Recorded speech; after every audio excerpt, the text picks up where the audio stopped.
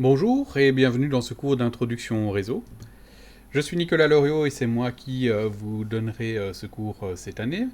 Je vais me permettre de me présenter. Donc, je donne cours à l'ECAM ici pour plusieurs cours liés au réseau, donc déjà l'introduction au réseau, le labo réseau en quatrième, l'administration réseau en cinquième, et aussi l'introduction au réseau pour les business analysts.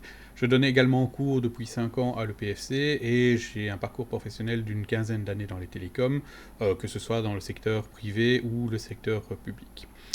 Alors, je me permets de faire cette petite introduction vidéo simplement parce que vous savez que cette rentrée est un petit peu particulière.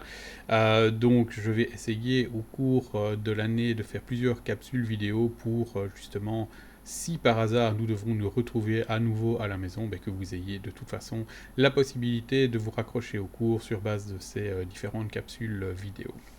Alors, qu'allons-nous voir cette année ? Donc le but du cours d'introduction au réseau, c'est de vous donner en fait des notions très généralistes de ce qu'est un réseau, d'entendre déjà parler du vocabulaire qui est lié de près ou de loin au réseau, simplement parce que cette année vous allez commencer des stages et il est possible que voilà, vous vous retrouviez dans des entreprises pour lesquelles on vous donne des tâches liées de près ou de loin au réseau informatique.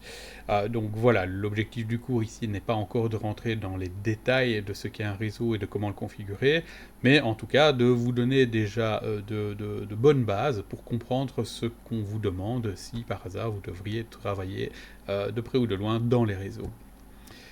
Alors nous allons travailler avec plusieurs outils pour justement apprendre comment fonctionnent les réseaux.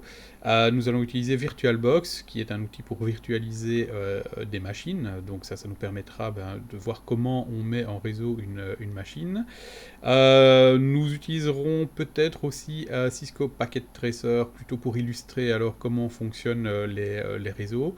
Nous verrons aussi toutes sortes d'outils très utiles qui sont inclus d'office dans Windows, dans les versions de Windows, de Mac ou de Linux, et qui permettent en fait de tester la connectivité, donc des outils comme Ping ou Traceroute, dont vous avez peut-être déjà d'ailleurs entendu parler. Je mettrai aussi à disposition des cheat sheets, donc ce sont en fait des petits documents très courts, 1 ou 2 pages, avec un résumé de commandes ou d'informations qui pourraient vous être utiles. Alors, les différents outils, les cheat sheets, etc. font évidemment partie intégrante de la matière. Alors au niveau du contenu du cours, nous allons en fait parler du modèle OSI. Je ne veux pas rentrer dans les détails maintenant, mais le modèle OSI, c'est en fait un modèle qui permet de standardiser les communications entre machines. Et nous allons nous baser en fait sur la structure de ce modèle pour établir le cours. Donc le modèle OSI est créé en couches. Donc dans ces différentes couches, nous allons retrouver l'Ethernet qui prend un petit peu la couche 1 et 2, l'IP, V4 et V6 qui se retrouvent sur la couche 3 et TCP UDP qui se retrouvent sur la couche 4. Alors au niveau des supports de cours, vous retrouvez toutes les présentations et les différentes vidéos que je réaliserai sur Claco. Ce sont des présentations PowerPoint, donc bien entendu, il se peut que pendant le cours, je donne d'autres informations ou que j'explique peut-être un petit peu différemment en fonction des questions. Si vous trouvez que c'est pertinent, il est judicieux, du coup, de prendre note de ces autres explications. Donc il est attendu que vous preniez également des notes au cours. En plus des présentations PowerPoint, il y aura les cheat sheets, des step-by-step éventuellement pour réaliser l'un ou l'autre exercice, et j'essaierai de mettre un maximum de capsules vidéo pour vous permettre éventuellement de raccrocher au cours si par hasard vous aviez dû être absent. S'il y a des labos, je demanderai de faire des rapports de labo. Donc ce sont généralement des rapports assez courts qui me permettent de voir d'une part que vous avez réalisé le labo et d'autre part aussi que vous avez compris ce que vous avez fait. Donc je ne demanderai jamais un rapport d'une dizaine de pages, mais en tout cas un rapport qui me permet de voir que vous avez bien compris ce qui a été réalisé. Alors pour l'évaluation, ce sera évidemment en fin d'année, mais l'évaluation se fera sous forme d'un examen qui couvrira la matière que nous aurons vue cette année.